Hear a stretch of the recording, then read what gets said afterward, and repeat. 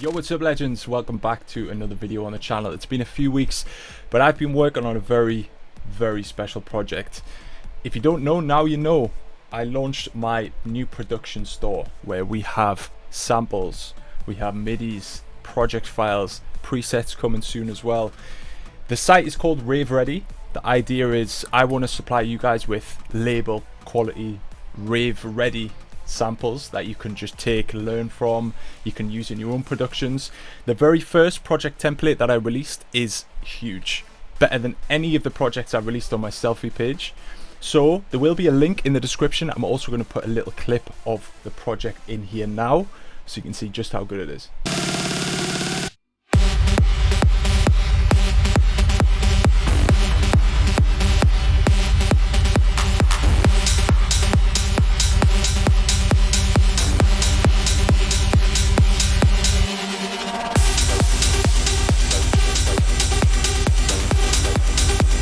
So if you want to make better music, head on over to the store and check out the latest project template. I'll be releasing stuff very often. Basically, I want to do at least one project file a month. I want to put sample packs on there, MIDI files.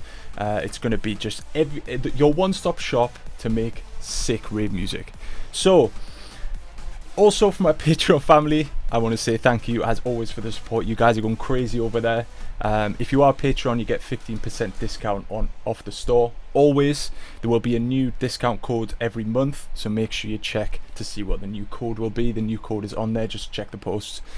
Today I asked the boys in the Discord, the Patreon Discord, what they wanted to see, and it seems like people are really stuck. They're stuck in that limbo between being a good producer and being a professional, right?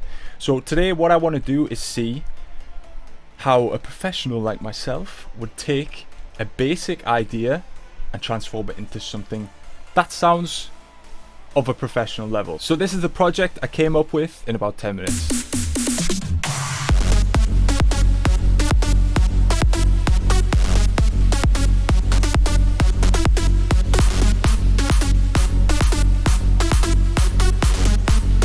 So this is just a super simple idea. I've done the very bare minimum. However, I've done it to a slightly better standard than most. For example, the low end's really good, the kick's punching, and the leads feel quite thick. They're not necessarily super thin. I think this is something that you could play in a club, probably, with a little bit of a light master. But this isn't going to allow you to stand out and release on the top dance labels in the world. So I'm going to take this project and I've made a little note of everything that I think it needs to take it to that next level. So I think at least 50% of you guys have tracks which are like this. But it's about making yourself become closer to that top 1%. So all these extra things are moving you towards that top 1%. And the top 1% I would say is professional producers who do this for a living. So we're going to start with reverb automation because that's the thing that really stands out to me.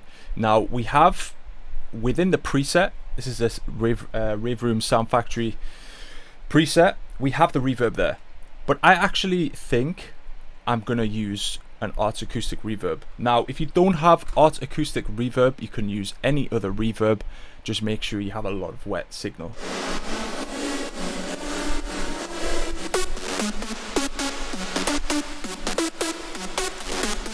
So we're going to start there. So you can hear a little bit of the Arts Acoustic reverb, but it's not super wet. We are going to automate this wet signal though, and that's going to give us our reverb swells in the gap, because the melody has gaps. There's a gap there. We can fill it with some reverb.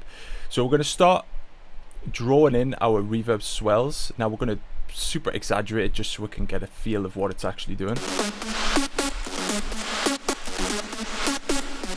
Beautiful.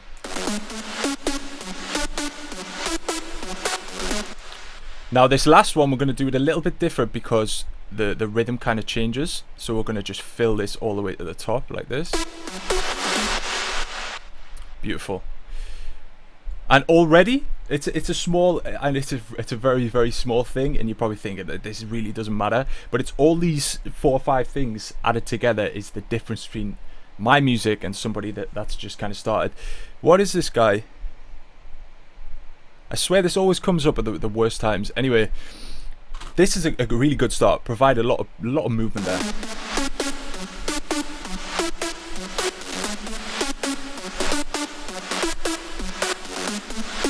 Now what the, oh, made a mistake there, haven't I? Yes, I have. So this is the one that needs to be at the end there. I wonder if we can do that in the first part as well. Like this. Yeah.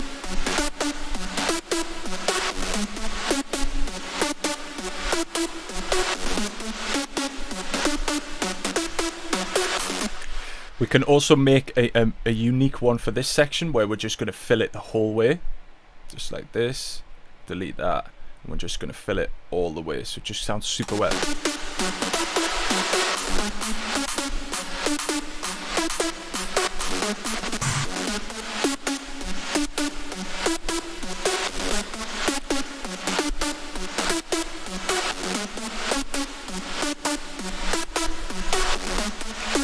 So what that does is it makes it more kind of rhythmic. So it's actually providing not just sound design, but also a little bit of rhythm, which is what you want. Like with it, especially with a melody like this, it's got a really good rhythm. It's just not just like duh, duh, duh. It's quite rhythmic. So that is step number one. Step number two, it's going to be saturation. If you look at what I've got on my leads, it's pretty simple. Got a bit of camel crusher, a little bit of distortion there. An EQ just doing the basic stuff. A transient master just to give it a little bit more attack. See, I didn't want to just do this basic because I know most of you guys aren't producing with just the camel crusher and that's it. I know you guys know and are using lots of these things, but I think some of the things you guys are overlooking a little bit. For example, Isotope Trash, I absolutely love this. I saturate pretty much everything now.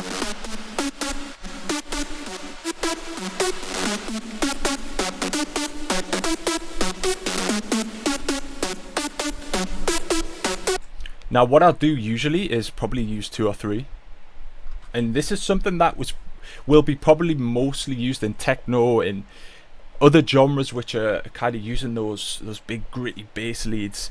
But in EDM people don't really do it in big room, for example. So I like to just really mess up my leads. For example, my track Rave Room, like I really went heavy on the trash saturation then. It just made it sound so crispy and so like high level.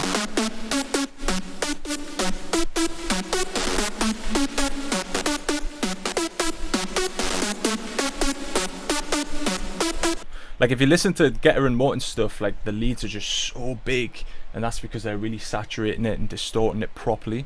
I think even if we add a Blood Overdrive here before the saturation, it's just going to sound huge. A little bit of preamp, bit of colour, not too much on the gain.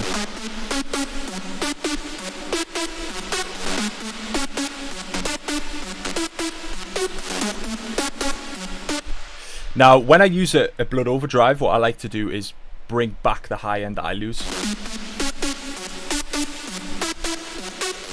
But I don't think we necessarily need the Blood Overdrive on this.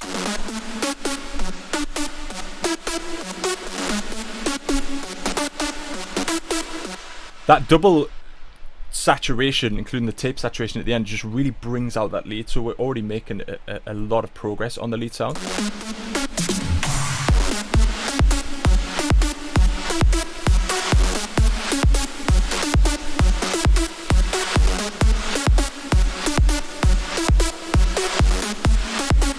Let's check with the kick.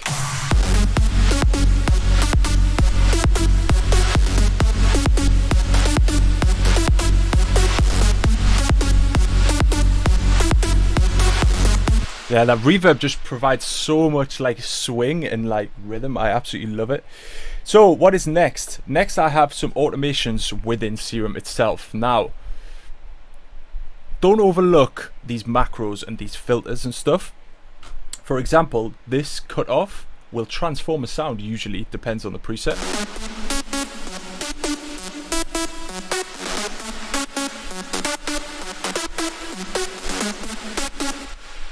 So what I'm going to do is automate this. I don't know how I'm going to automate it, but I'm going to automate it to try and make it sound a little bit fresh, right? So we don't want that kick, don't really want the reverb swells.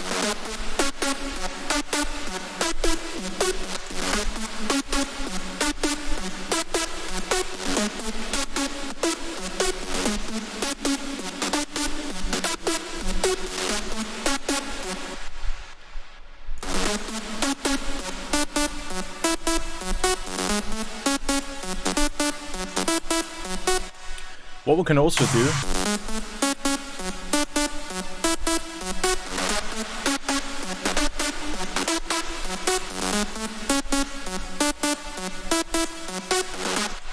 now I actually like this sound, pretty crispy. So what I'm going to do here is just automate it so it gradually becomes that big room sound. So we start off super future rave, and it's going to slowly morph into like a big room lead, and then we're going to do the second part with the big room lead.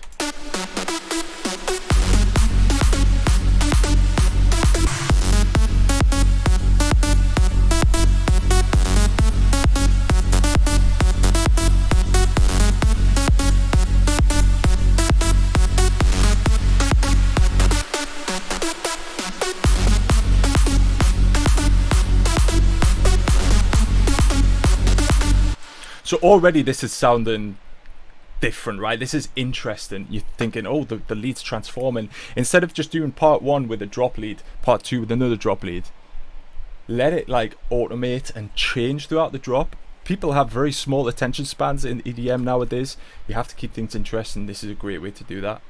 Up next is using cool fills. So what I would do nowadays a lot is use a flanger on the fill sections. So just use a fruity flanger, put the dry wet on 0, and we're just going to fill this with the flanger, and it sounds really, really cool.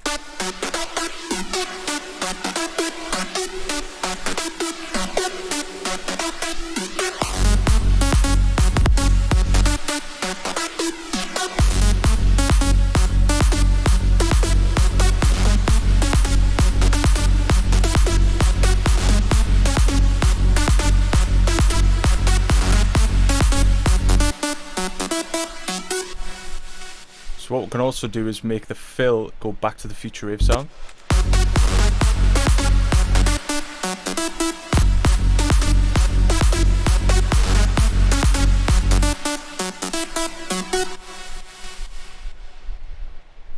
So next we have the bassline. Now the bassline is pretty boring. I don't want to hear another song with the bassline like this.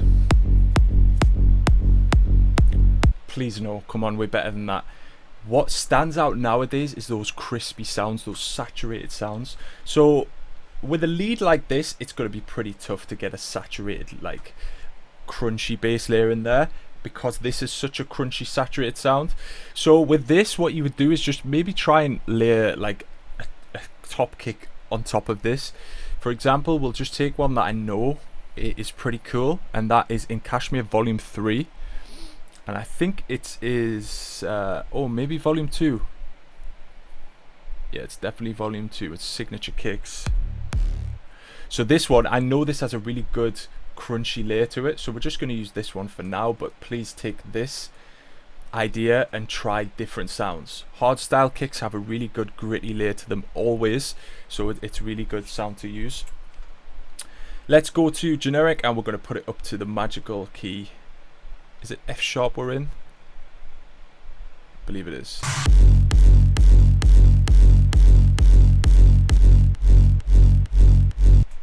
So as you can see, all I've done is sidechain that there. Can sidechain it a little bit tighter maybe.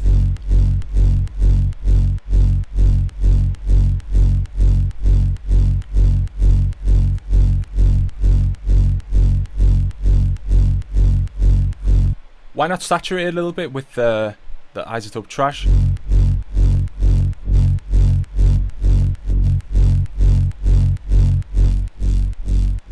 Now we need these sounds to fit together, basically like a jigsaw. We're just going to wait until we hear too much distortion.